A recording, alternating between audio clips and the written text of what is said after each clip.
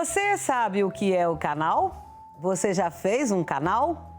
O tratamento de canal é um processo que ocorre na retirada da polpa do dente, que é um tecido mole que fica logo abaixo da dentina e do esmalte dentário, composta por nervos, vasos sanguíneos e fibras.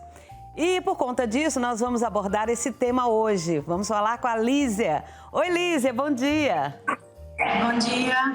Seja bem-vinda. Obrigada. Lízia, vamos aqui. Muito se fala sobre canal, mas afinal de contas, o que é fazer um canal no dente? Então, Cleide, a gente recebe muito no consultório realmente essa dúvida, né? A gente precisa de um tratamento de canal quando a gente tem uma cárie muito profunda que já atinge a parte da inervação dos dentes, né? Então, é quando a gente precisa remover, então, esse tecido vivo interno que está dentro do dente para poder, como uma última chance aí, de manter o dente em boca em atividade. Então, ela acontece a necessidade do tratamento de canal quando a gente tem uma cárie muito grande e muito profunda. E quando que a gente sente uma dor no dente, ela passa, é hora de procurar um dentista, você sentiu a dor, aí você vai lá, toma um remedinho, vou tomar uma dipirona. Aí passa a dor, você deixa quieto. O que acontece se a gente for protelando? Então, Cleide, a orientação mesmo é que a gente procure o dentista sempre para que não tenha o problema instalado, para que a gente tenha uma prevenção, né, antes de ter a necessidade de qualquer tipo de tratamento. Mas aí, quando a gente tem um processo de dor, né, e toma um remédio e passa, então a gente está como se fosse amenizando aquele sintoma, mas a gente não resolve o problema, né? Então, quando a gente vai só protelando com o uso de medicação, o problema só vai aumentando, porque a gente passa, então, da inflamação de dentro do dente para os tecidos ao redor do dente. Então, a gente vai jogando o problema só para frente até causar, por exemplo, uma perda do elemento, onde o canal não vai mais resolver, né? Então, assim que tiver alguma sintomatologia, assim que sentir alguma coisa diferente, é preciso procurar antes de o problema, o estrago esteja maior, né? Para se chegar a fazer esse canal, é só a cárie que leva a isso ou tem algum outro fator que leva à necessidade de fazer essa cirurgia? Quando a gente tem algum problema em mastigação, em ordem dos dentes, em relação, assim, a posicionamento dentário, que o paciente não consegue distribuir a força da mastigação de forma correta, então a gente tem, às vezes, sobrecarga em algum elemento dentário, que pode causar a morte desse dente. E a indicação de canal pode ser feita.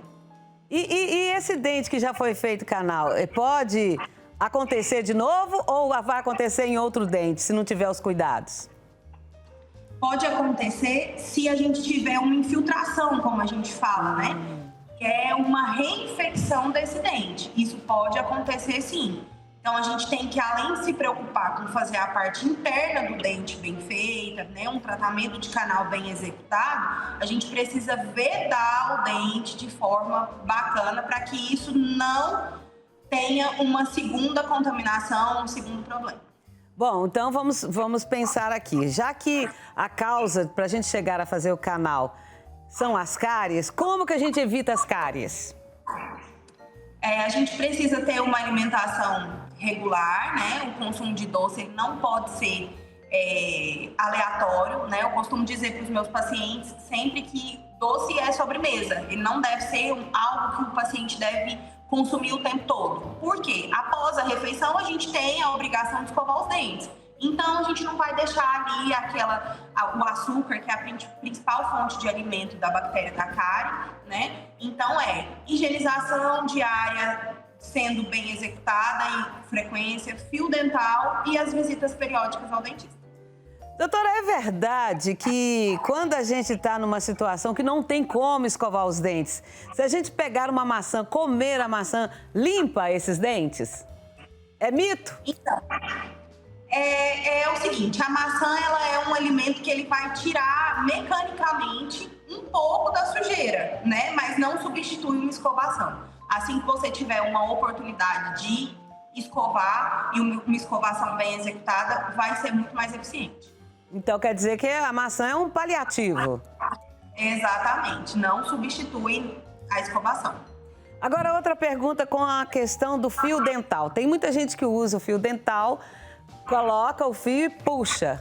Outros já falam que é colocar e puxar o fio até o final. Qual que é o certo?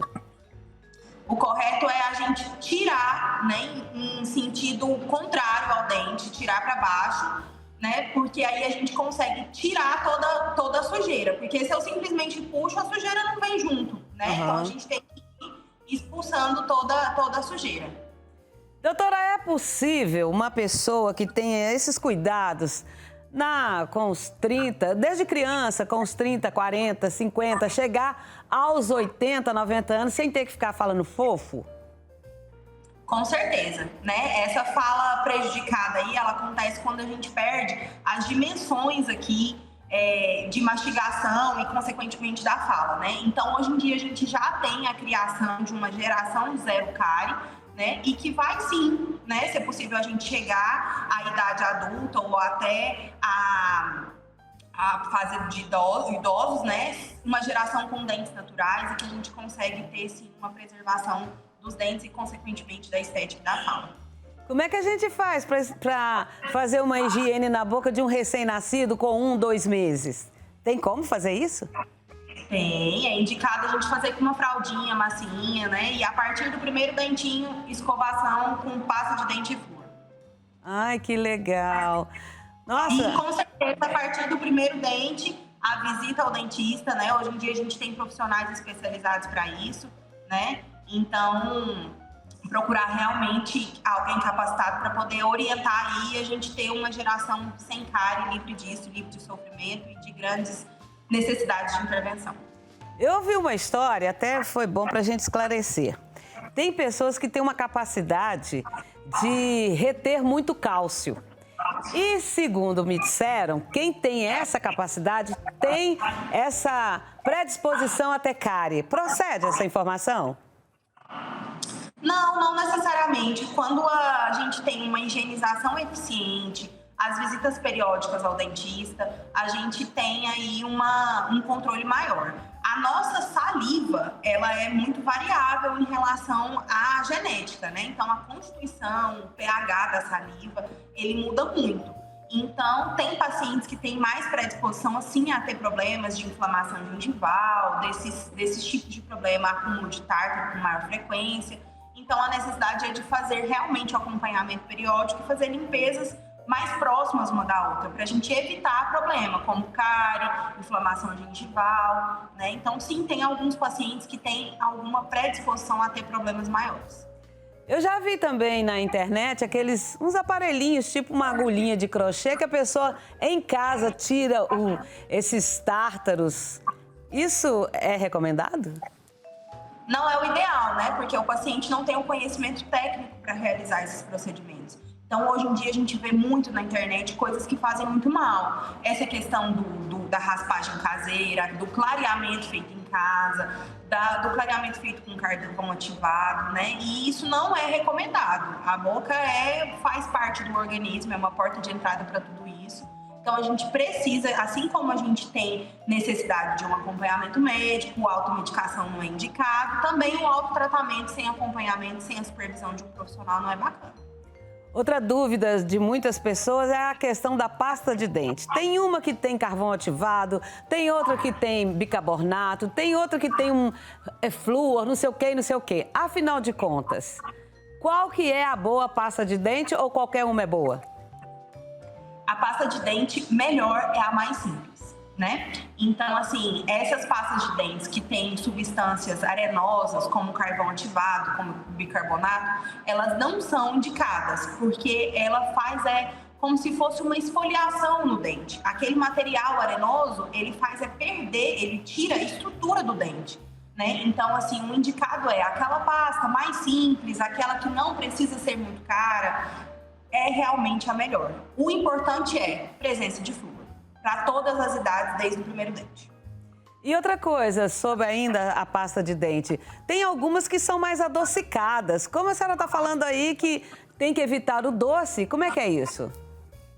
Mas o adocicado, ele é, como se diz, não é um doce de adição de açúcar, né? São coisas, fórmulas que não vão ter problema com relação a isso, não. Pode ficar despreocupado, pode usar a pasta. Mas aquela de menta, aquela normal, ela é a mais indicada, né? Tá bom. Mas não tem pasta que vai causar mais cárie, não. Hoje em dia a gente tem regulamentação de empresa que produz isso, né? Então, assim, pastas que circulam no mercado de forma legalizada, não tem problema.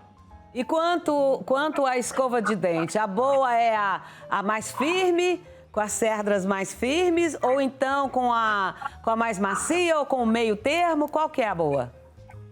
A escova melhor que a gente precisa, que a gente tem que usar é para todas as pessoas que possuem dentes naturais ou próteses sobre implante, alguma coisa assim, são escovas macias ou médias, né? Da cabeça pequena. A cerda macia ou média e a cabeça pequena para chegar até os dentes do fundo. Prótese dura, escova dura, ela só serve para prótese, certo? Serve para prótese, para lavar rejunte de azulejo dentro do banheiro. Ou então tênis. Tênis também fica legal. Menina, muito obrigada pela sua participação. Que bom. Eu espero que você volte mais vezes. Obrigada a vocês pela oportunidade de trazer informações sobre saúde, né? E precisando, eu estou à disposição. A Clínica Sorridentes está à disposição também para qualquer dúvida e qualquer possibilidade de tratamento. Ok, bênçãos do Pai Eterno para você. Tchau, tchau. Tchau.